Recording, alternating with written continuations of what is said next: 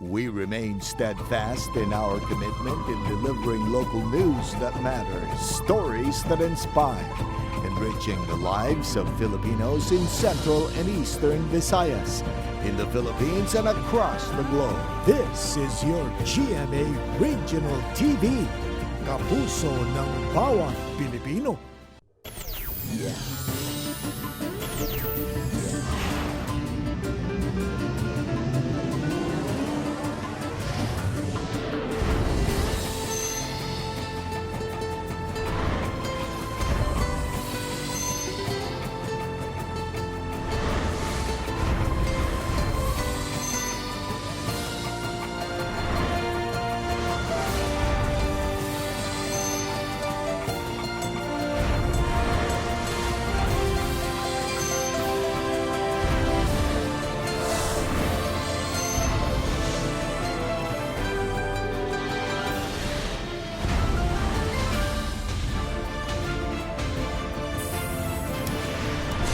Kini ang GMA Regional TV Balitang Bisdak.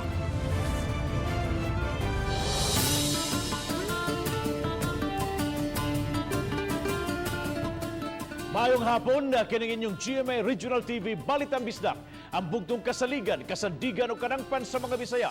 Ako si Bobby Nalsaro. Nga maghatod sa labing dako mga nagunang balita nga mahinungdanon sa Central ug Eastern Visayas. Ako si Alan Domingo. Ako si Cecil Kibad Castro, live sa GMA Complex sa Dakbayan sa Cebu. Dulaan sa 30,000 ka mga doses sa bakuna sa Pfizer o kapin sa 1,000 ka mga doses sa AstraZeneca ang miabot din sa Cebu karong adlaw. Una kinihigayon nga magamit din sa Cebu ang Pfizer vaccine. Di katakda kining iapod-apod sa mga dakbayan sa Metro Cebu. Ania ang report. Gikan sa Mactan Cebu International Airport, gikarga sa refrigerated van ang mga bakuna o gidala dayon sa cold storage facility sa Department of Health Region 7. Lakip nini ang 29,250 doses sa Pfizer vaccine nga gidakdang iapod-apod sa Cebu Metro Cities tungod sa availability sa required cold storage facility. Wa pa hinuon masari kanu sa kini maapod-apod. Ang atuang Pfizer nga nagawat karon is only 29,000 doses that will be given to A1 up to A3 subgroup population. Samtang 132,000 doses sa AstraZeneca vaccine ang gigahin alang sa mga priority sector nga mauimudawan sa naasong bakuna. Bahinon kini sa mga dapit sa Central Visayas nga nakahumana sa AstraZeneca first dose o gamiton usab sa nagpadayon nga first dose vaccine rollout. Apil sa mahatagan unya ang dakbayan sa Sugbo, Mandaue, Lapu-Lapu ug uban pa. Remember, yun na ang ilahang second dose karong pato na week May 15 onward. So kung ato to nag-experience ang first dose niya to, ato din ang i-distribute. Kauban si Christopher Lumayag, ako si Alan Domingo. Balitang Bisdak.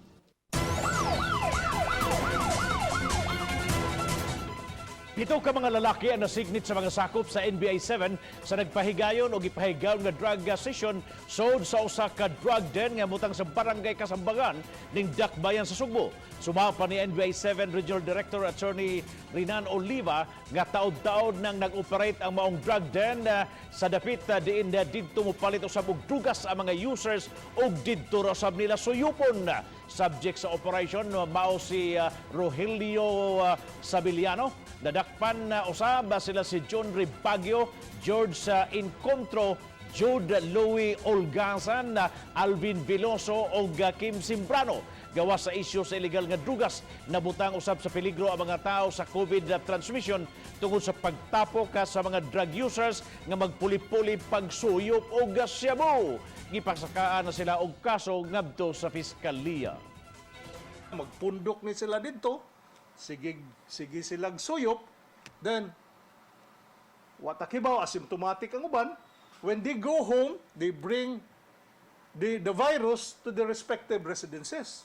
Peligro kayo.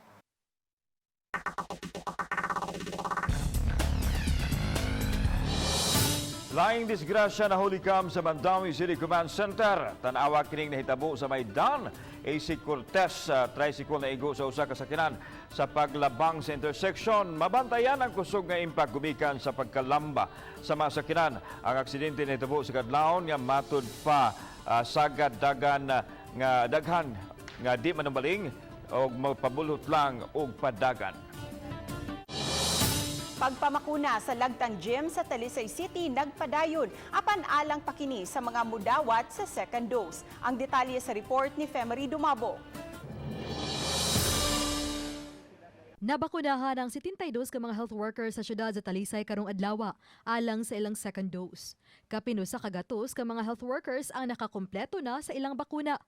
Samtang gipalantawan nga sa katapusan ning simanaha o sunod simana, sugda na usab ang laing batch sa first dose gamit ang AstraZeneca vaccine. Sa padayon nga pagpamakuna sa mga senior citizen, striktong ipasunod sa City Health ang schedule nga matag barangay. Mong panawagan sa tanan nga kanang pwede lang di na gid mi udawat o walk-in kay mao may makadagod sa gubot sa linya. Coordinate through the barangay, so ang barangay kapitan mo lista nila. Then ang kapitan mo imuhatag og coupon para sa ilaha nga ari sila mo ari sa amo pabakuna. Sa pagbalik sa pagpamakuna, mag-una ang mga senior citizen sa barangay Dumlog. Mato ni Mayor Samsam Gulyas nga 1,500 nga bakuna ang iyang gihangyo sa Provincial Health Office o sa DOH-7. Niabot ganiha ang mga bakuna nga gikan sa kaluhan diha sa DOH-7. Hopefully 1,000 plus ang ihatag next week, so kato mga problema nagyatubang na to sa una because of lack of supply will be fixed by next week. Samtang mutabang na ang Talisay City Police sa pag-monitor sa vaccination site. We will assure the Rural Health Unit that we will be deploying sufficient number of personnel para makatabang nila para mahimong efficient. Oba ni Marlon Melgazo. Ako si Femery Dumabok.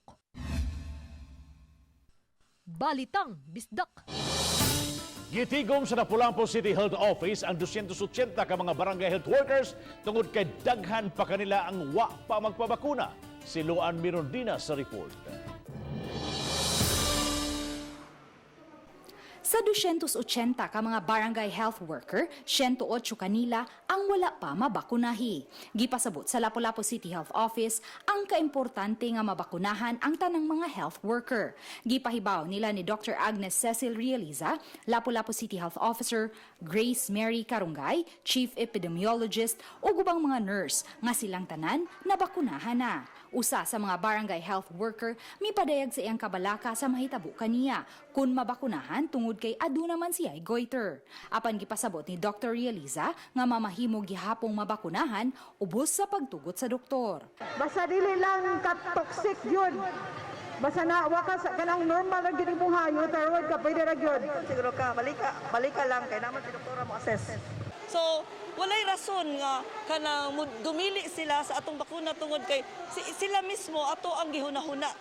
Samtang miawhag usab si Mayor Junard Ahong Chan sa mga barangay health workers nga magpabakuna gyud. Iyang gipasabot nga gikinahanglang protektado sa bakuna batok sa COVID-19 ang matag barangay health worker tungod kay sila man usab ang nagsilbing barangay health emergency response teams kon BHERTS nga mo'y mga frontliner sa mga kaso sa COVID-19. Unya ang delikado once ma-severe cases na ka, ang imong chances sa imong kinabuhi 20% na lang. Karong Biyernes na, gikatakda ang pagpamakuna sa wala pa mabakunahi nga mga barangay health worker.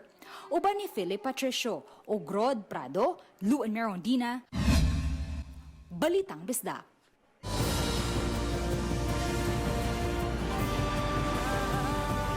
Kini ang GMA Regional TV Balitang Bisdak.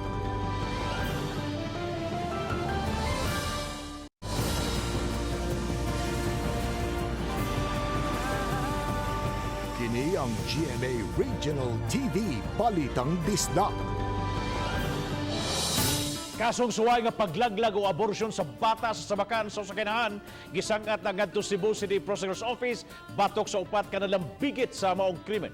Ania ang report.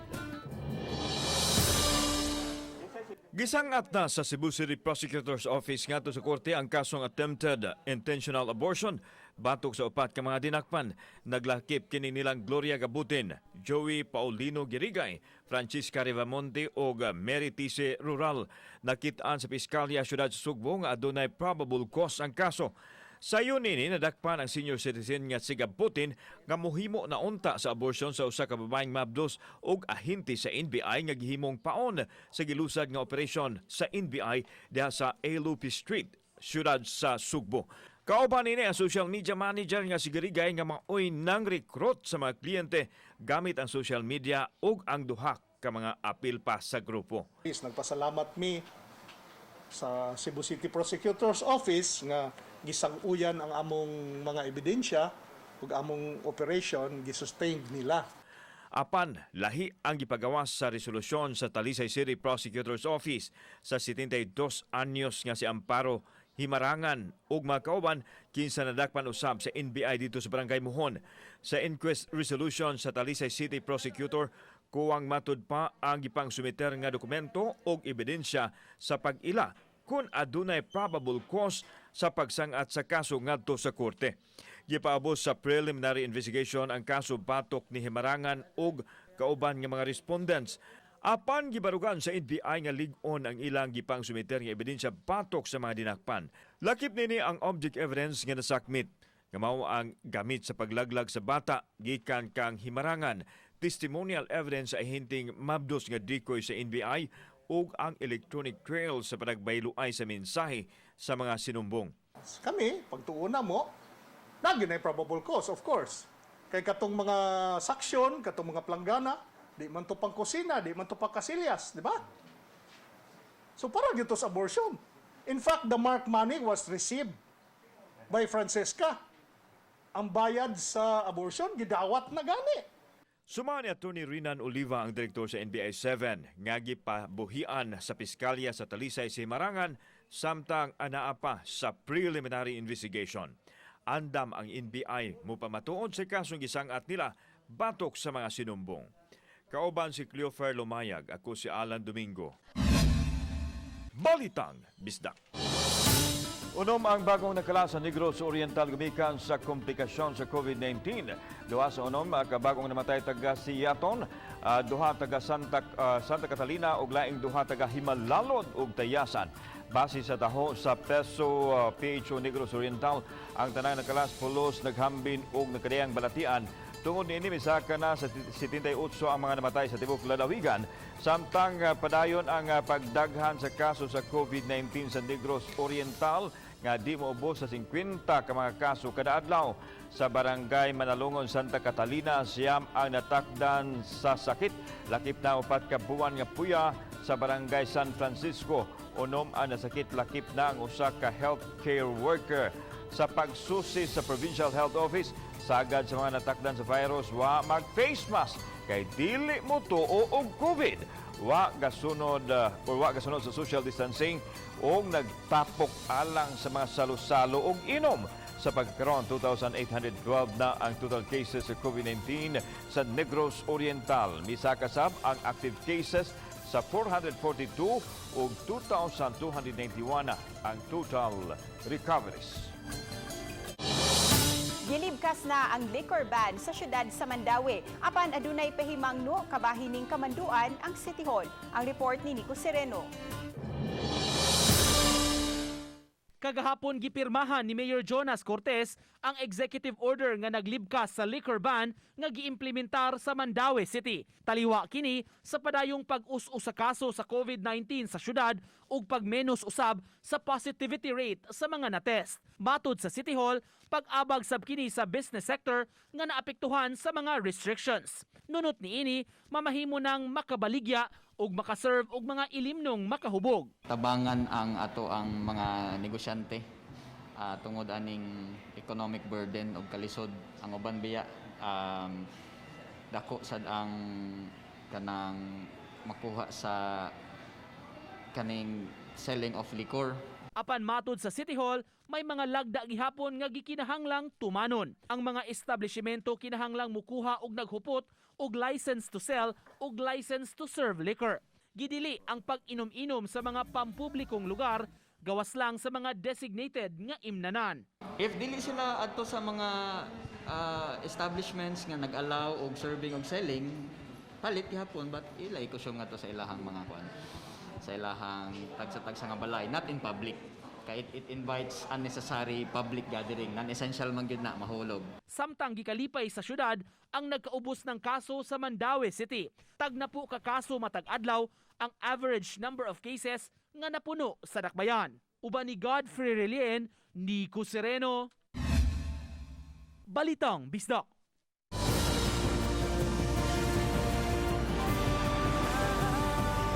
Kini ang GMA Regional TV Balitang Bisdak.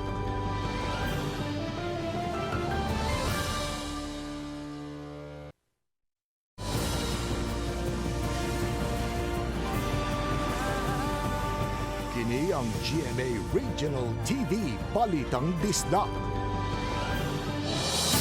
Aron makumbinser ang mga tao nga magpabakuna batok sa COVID-19, mas gihingusgan karon sa Mandaue City Government ang Information Education Campaign kabahin nini. Ang report ni Nico Serino. Nico.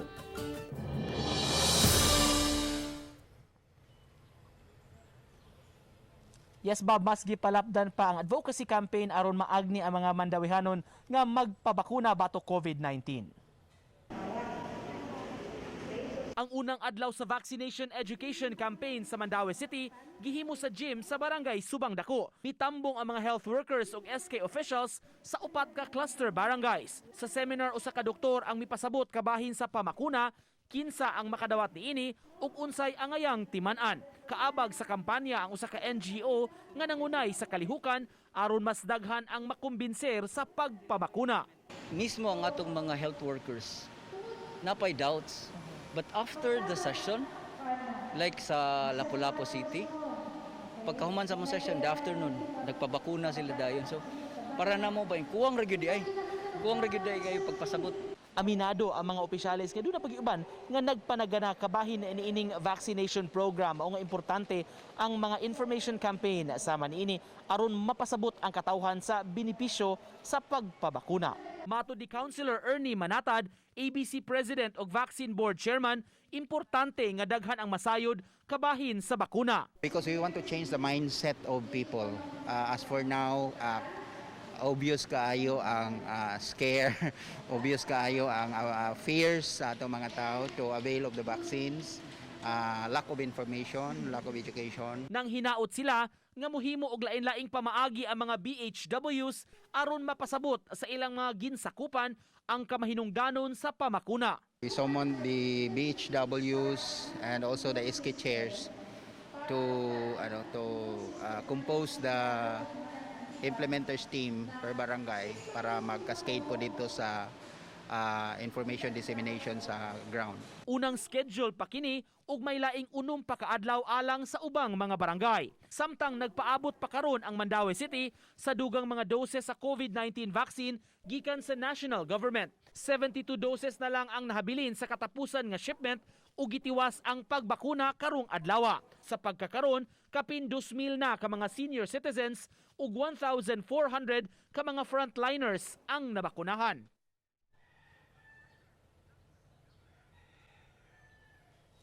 Kipasigarbo ni Manatad, Bob, nga walay wastage sa mga vials sa COVID-19 vaccine sa Mandaue City. Kay doon na magyud sila mga nabakunahan niini. Kung mahuman na kining 72 doses nga mo nilang gihurot karon sa shipment sa miaging semana, muhunong una ang pagpamakuna hangtod nga makadawat ang syudad og lain nga shipment og lain nga mga doses gikan mismo sa DOH. Bob? Daghang salamat Nico Serino sa imong live report.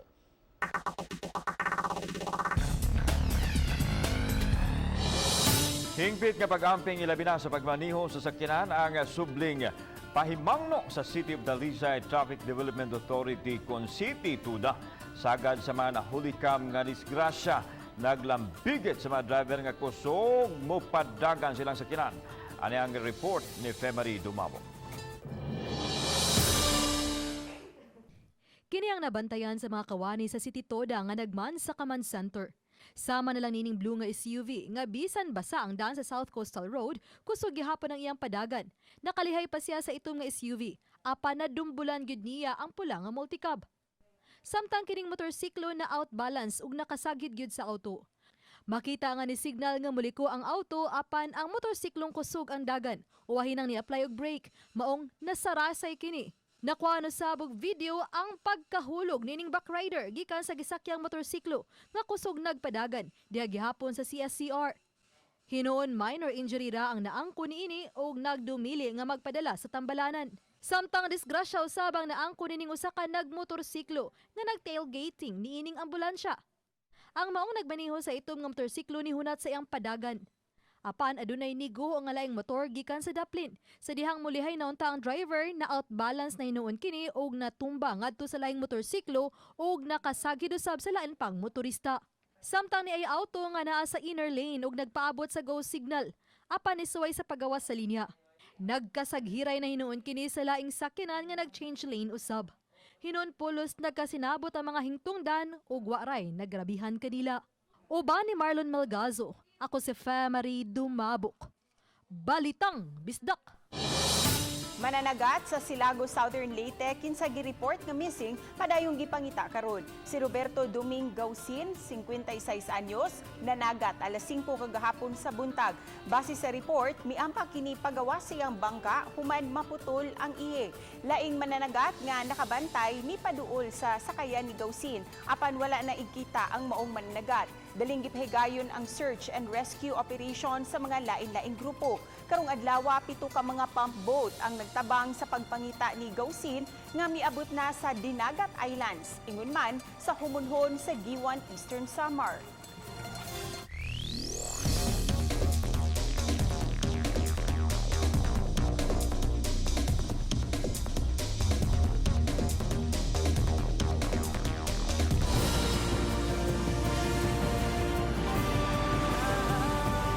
Kini ang GMA Regional TV Balitang Bisdak.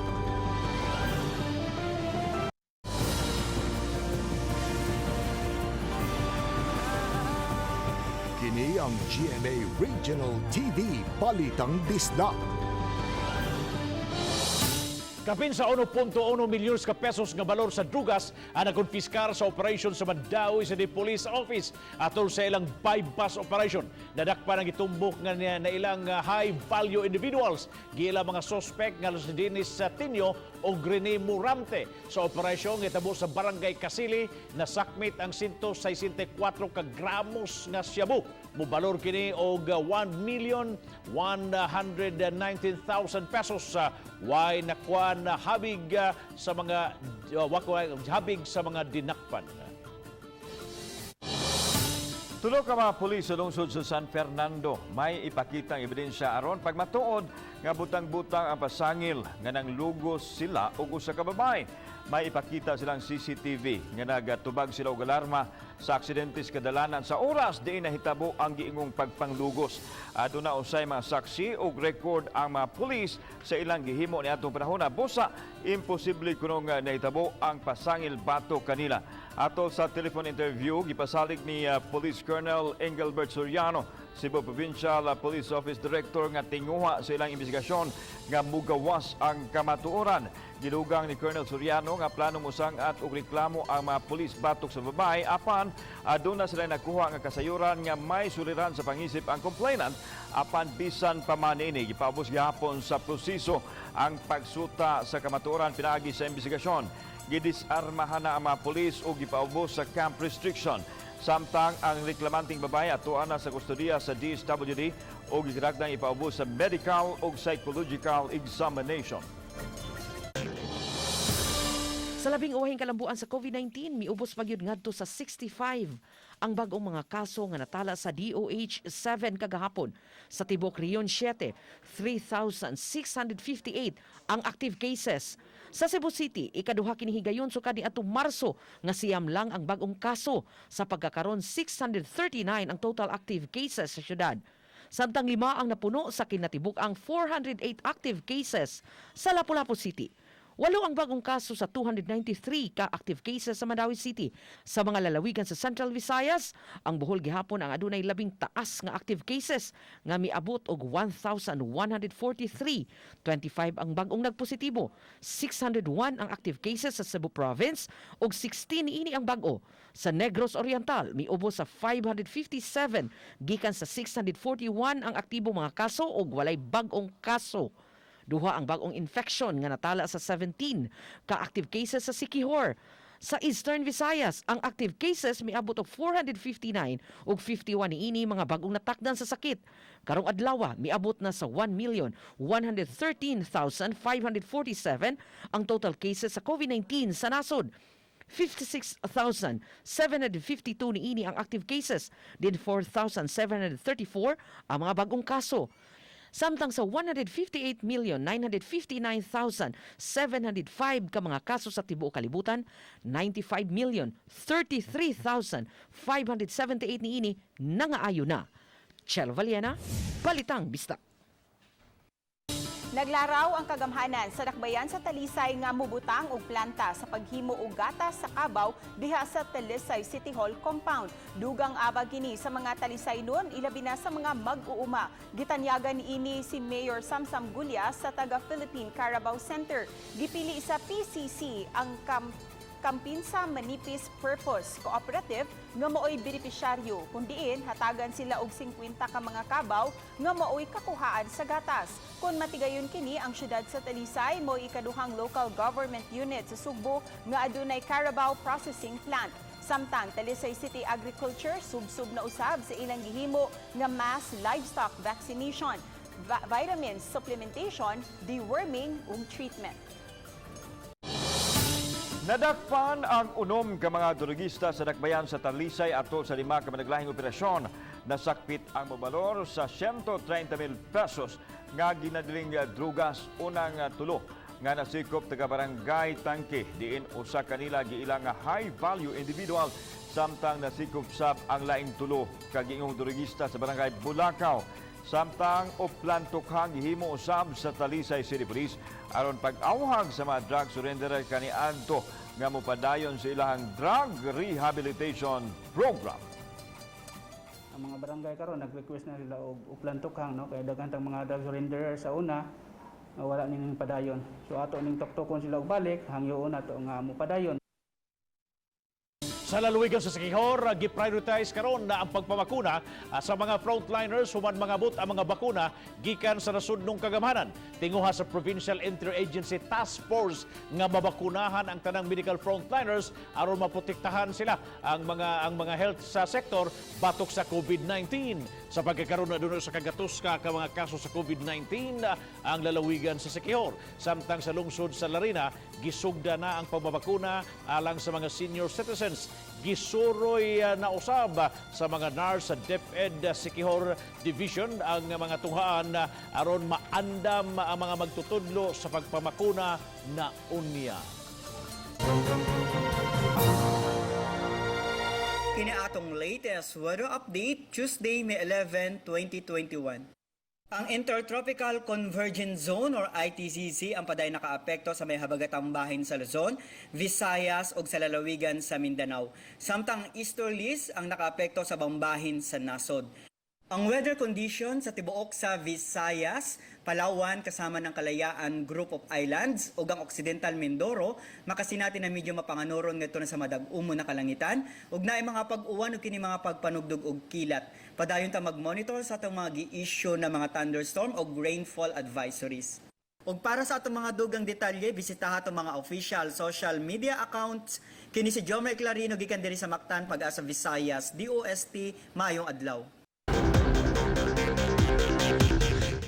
250 na dayon ang nagpa-reserve sa libreng pag-ayo sa mga computer o laptop nga gitanyag sa dakbayan sa Lapu-Lapu alang sa mga upunganon. Samtang kapin 400 na usab ka tawo ang nagpalista sa libreng pag-ayo usab sa cellphone o mga tablet. ang paglimpyo sa organisasyon sa kapulisan o sa tanang problema sa katilingban ang bugat nga direktiba sa bagong panguho sa Philippine National Police nga si Police General Guillermo Lorenzo Eleazar. Matod ni Brigadier General Ronnie Montejo sa PRO7 nga gitinguha sa kapulisan ang pagpalambo sa sayon nga access sa komunikasyon o koordinasyon sa mga sibilyan. 11 ka plea bargaining nga aprobado na sa Regional Trial Court Branch 72 gihatod sa lain-laing police station sa Lapu-Lapu City. Nakabenepisyo niini ang 5 ka dinakpan nga taga Barangay Pusok. Matod sa process server Glenn Pintor, paagi kini nga maluag-luagan ang mga jail facility.